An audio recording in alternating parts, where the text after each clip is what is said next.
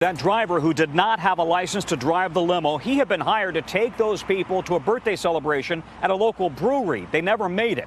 But now inspection records that we have seen suggest this vehicle had serious safety problems, and the state says it had been ordered off the road. 4 days since 20 people were killed in that horrific limo crash, the family of the driver who died is blaming the limo company. Scott Lisanickia's family writing in a statement that they believe, unbeknownst to him, he was provided with a vehicle that was neither roadworthy nor safe for any of its occupants. The limousine was owned by Prestige Limousine Chauffeurs in Gansevoort, New York. Just last week, it was for sale on Craigslist with 180,000 miles. But federal safety records show that same limo racked up numerous safety violations over the past 6 months. On September 4th, violations for defective or no emergency exits, a malfunctioning anti-lock brake indicator light, and too many seats. Last March, cited for brake violations, though the company's attorney insists the repair work was completed. Any defects that did exist in the past, the owners went through great pains to make sure those had been fixed.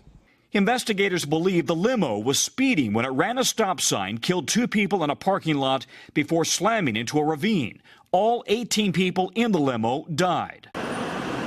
In Albany Tuesday, a long line of hearses carried the victims from the medical examiner's office.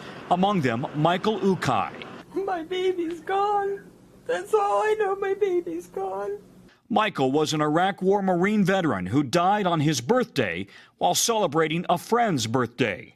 And God spared him then to come home with terrible PTSD. He survived all of that. To go to a birthday party, to be safe, to not drink and drive. Prestige Limo is owned by local businessman Shahid Hussein. Prestige Limo shares a business address with the Crest Inn Suites and Cottages here in upstate New York. Hussein owns both businesses, but the people who live here say they haven't seen him in at least a year. Police believe he's in Pakistan, his sons now cooperating with investigators, as a community mourns so many lives lost. The limo driver's family says that he had complained in the past about the conditions of the vehicle, and the morning of that accident, he had called and said he had to change vehicles for some reason. Guys, back to you. Hey, Tom, what kinds of questions do investigators have about how that stretch limo was maintained? Yeah, really a lot of concerns about when that vehicle was stretched, when it was cut in half and then they put a piece in the middle, they stretched it out. Was that done according to federal regulations? And also, were the brakes upgraded? Because when you add that much more weight to a vehicle, getting it to stop on time with those old brakes, that could be a big challenge. They needed to upgrade the brakes as well to handle the additional weight. Investigators want to know if that ever happened. So many questions. Tom Costello for us there in New York. Tom, thanks.